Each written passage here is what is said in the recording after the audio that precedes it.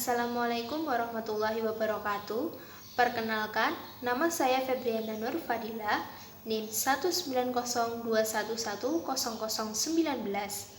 Di sini, kami dari kelompok 4 dengan anggota Siti Zubaidah Handriani, Anggraini Diahwardani, Cindy Ardila Yuliarisma, dan Febriana Nur Fadila akan menyampaikan materi tentang karakteristik perkembangan kognitif dan bahasa masa remaja serta implikasinya dalam pendidikan. Untuk materinya akan dijelaskan oleh rekan-rekan saya.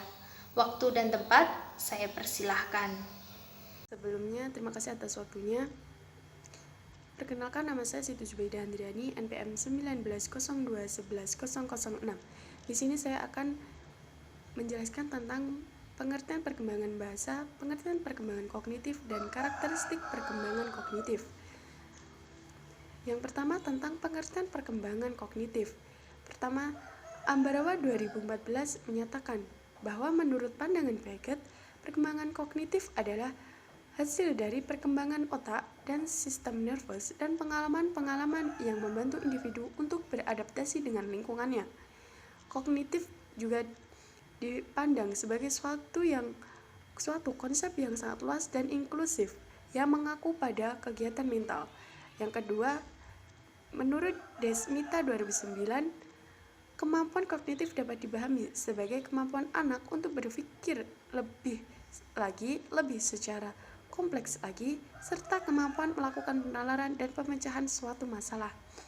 Sehingga dapat disimpulkan, perkembangan kognitif adalah perubahan kemampuan mental seperti berpikir, bahasa, belajar, memori, dan menalar.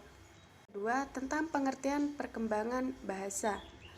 Pertama, menurut Ali dan Asrori, mendefinisikan perkembangan bahasa adalah kemampuan individu dalam menguasai kosakata, ucapan, gramatikal, dan etika pengucapannya yang telah ditentukan dalam kurun waktu tertentu, serta dengan perkembangan umur kronologisnya.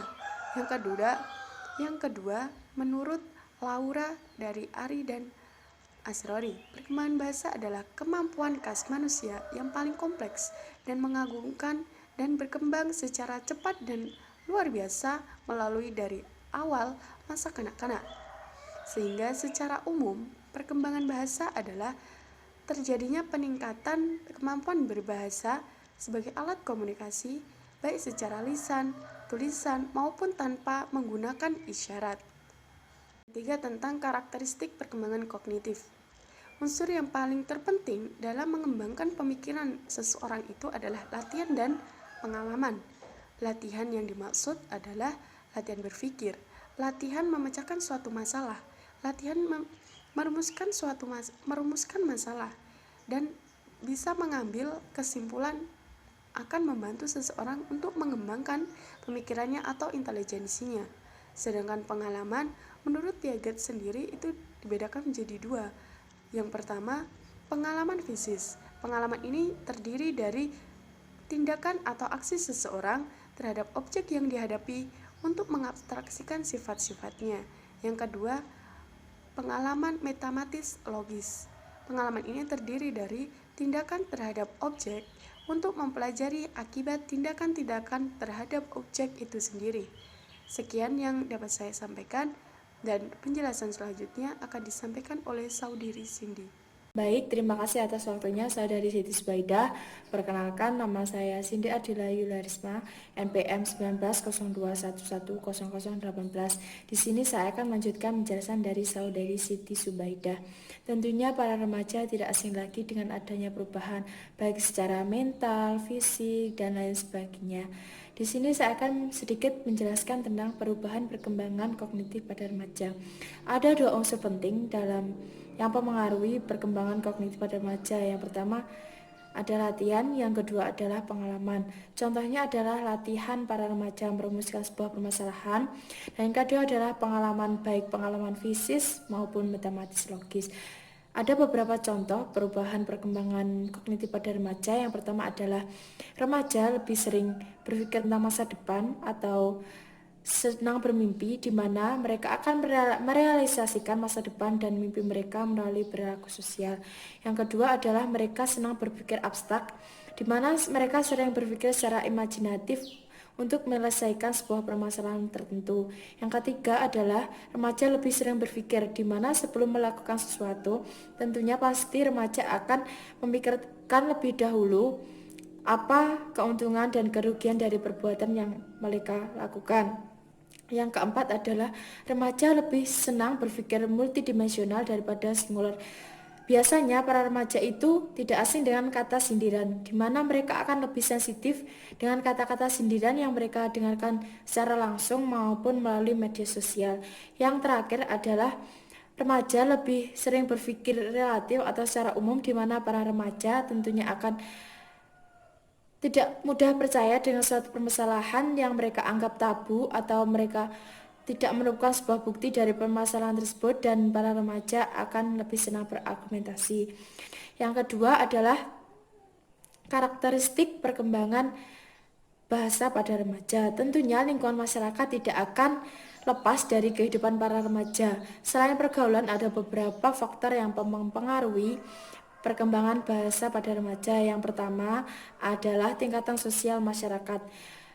Tingkatan sosial masyarakat dapat diketahui dari mereka anak atau remaja yang terlahir atau hidup di masyarakat yang buta huruf sampai mereka yang hidup di masyarakat terdidik. Yang kedua adalah pengaruh teman sebaya. Tanpa kita ketahui, tanpa kita sadari bahwa faktor teman sebaya itu sangat mempengaruhi perkembangan bahasa pada remaja, dan faktor tersebut sangat menonjol.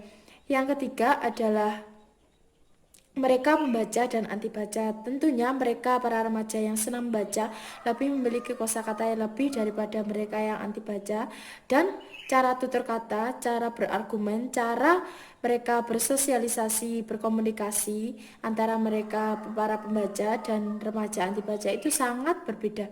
Dan yang ketiga adalah perubahan tidak lepas dari adanya sebuah faktor, baik itu faktor internal maupun faktor eksternal. Faktor internal biasanya kita dengar dengan faktor dari dalam diri kita sendiri atau yang muncul dari diri masing-masing pada remaja. Yang pertama, faktor internal yang mempengaruhi perkembangan kognitif dan bahasa adalah hereditas atau keturunan, di mana seorang bayi lahir itu sudah memiliki porsi atau intelijensi masing-masing, jadi sebuah perkembangan itu tidak bisa dipaksakan. Yang kedua adalah sifat bawaan. Sifat bawaan mereka tidak bisa diubah tanpa mereka yang akan ingin merubah dengan sendirinya. Contohnya mereka yang senang membaca, ada juga mereka yang senang berlatih. Yang kedua adalah faktor eksternal. Faktor eksternal biasa lebih dikenal dengan faktor dari luar atau faktor lingkungan, di mana ada beberapa contoh faktor eksternal yang mempengaruhi perkembangan kognitif dan bahasa pada remaja. Yang pertama adalah pengetahuan orang tua. Pengetahuan orang tua di mana seharusnya orang tua tersebut harus memiliki waktu yang lebih atau sering berinteraksi dengan anak untuk menstimulasi pribadi anak tersebut. Yang kedua adalah pola asuh orang tua.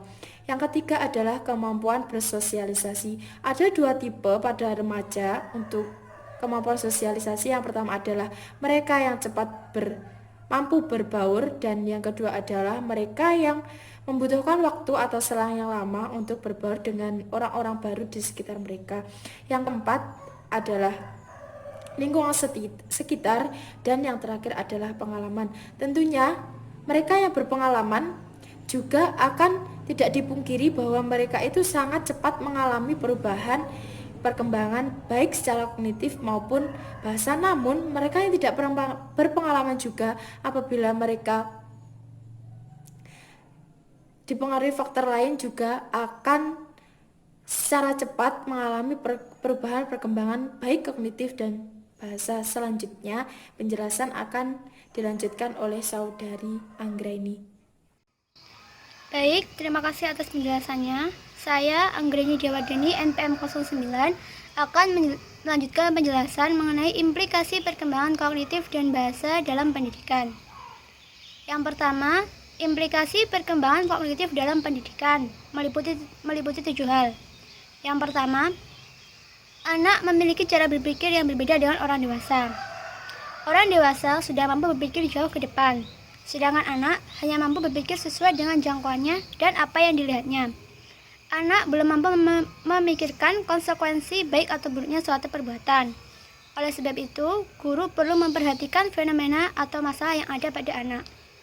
Yang kedua, anak akan belajar dengan baik apabila mereka memanipulasi objek yang dipelajari. Dengan melihat, merasakan, maka seorang siswa akan lebih mudah menerima suatu pembelajaran. Yang ketiga, pengalaman baru yang berinteraksi dengan struktur kognitif dapat menarik minat dan mengembangkan pemahaman. Dengan memperoleh pengalaman atau hal-hal yang baru, maka akan menambah wawasan anak dan memperluas pemikiran anak, sehingga memunculkan minat dan inovasi pada anak. Yang keempat, guru harus memahami proses yang digunakan anak sehingga anak mencapai keberhasilan. Setiap anak memiliki proses yang berbeda-beda, sehingga guru harus mampu memperlakukan anak sesuai proses yang mampu dicapainya. Yang kelima, mengutamakan peran siswa dalam berinisiatif sendiri dan keterlibatan aktif dalam kegiatan belajar. Sebagai seorang guru, kita harus memberi ruang kepada siswa untuk mengembangkan kemampuan dirinya, sehingga akan muncul inovasi-inovasi yang ada pada diri siswa. Yang keenam, memaklumi akan adanya perbedaan individu dalam hal kemajuan perkembangan.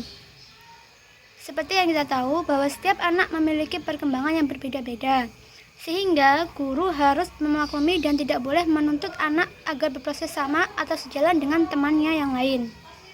Yang ketujuh, mengutamakan peran siswa untuk saling berinteraksi.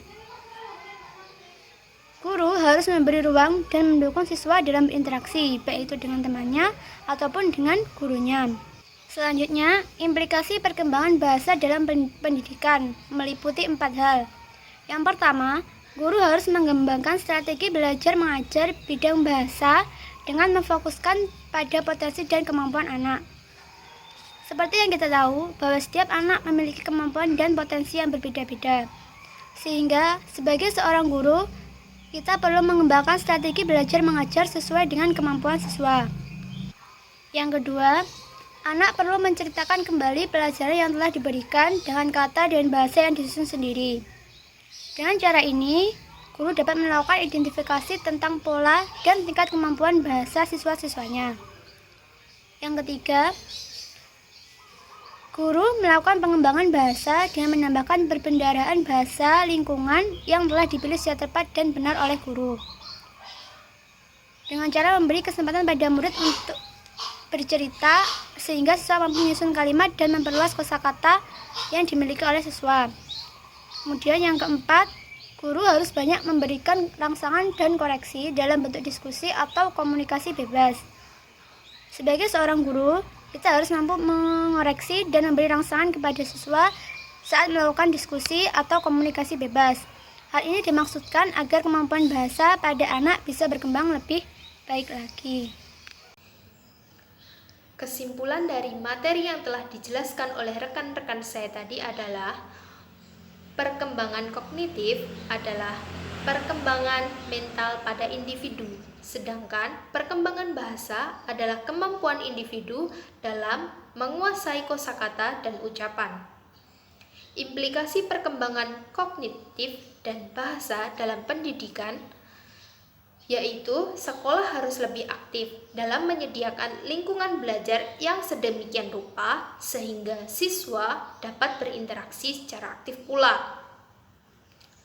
Sekian presentasi dari kelompok kami. Apabila ada kurangnya kami mohon maaf. Wassalamualaikum warahmatullahi wabarakatuh.